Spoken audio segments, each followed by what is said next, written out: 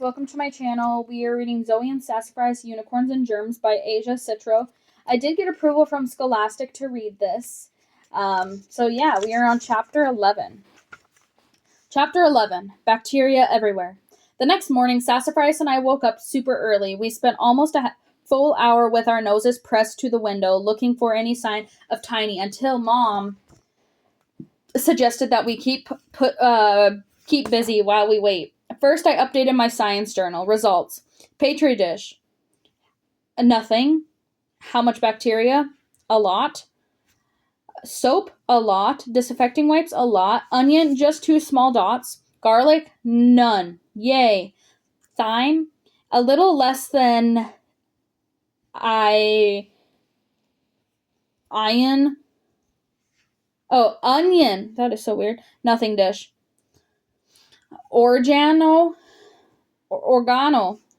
a little less than the nothing dish. Conclusion. Garlic works the best at getting rid of unicorn bacteria. I finished that. Still no Tiny. So then Mom and I cooked up a new batch of agar mixture without unicorn hair, and she gave me a whole bunch of cotton swabs to explore the house.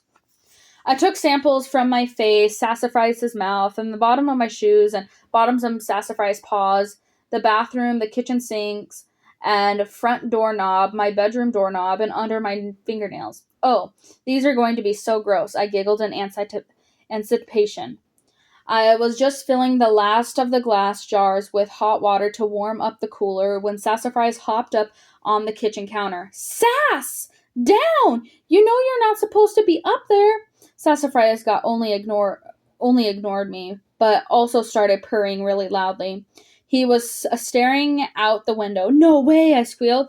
Our whole backyard was lit up by a giant rainbow. Sassafras and I both ran for the back door and burst into the yard. Rainbow light was everywhere. I was like some kind of amazing dream.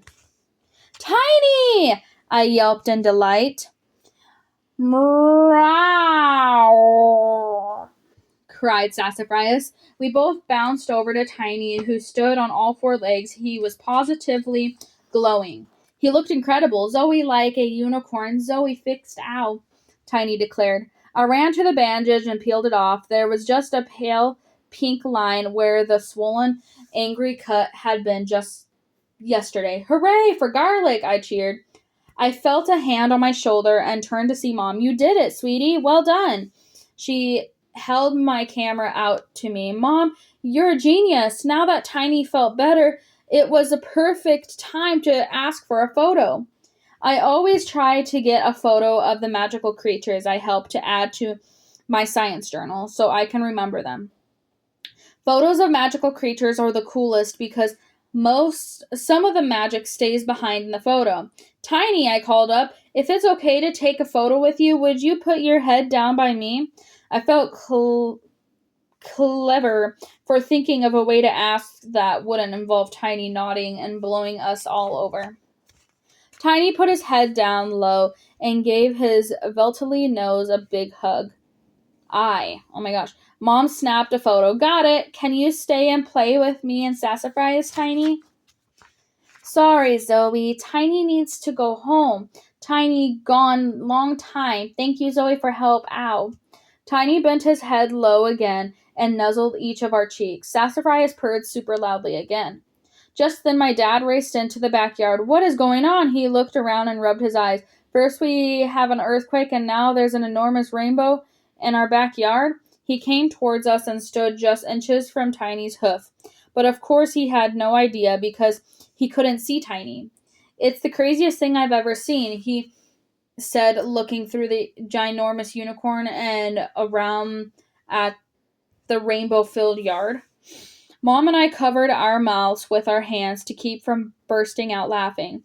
If only Dad knew he was standing at the foot of a giant unicorn. While Dad had took another look around the yard, Mom and I secretly waved to Tiny. Tiny gave us one last bye-bye and then gracefully, slightly galloped into the forest. Mom slid the photo into my hand and walked Dad back inside as he scratched his head. Sassafras was pretty bummed. I thought a tuna tree might cheer him up.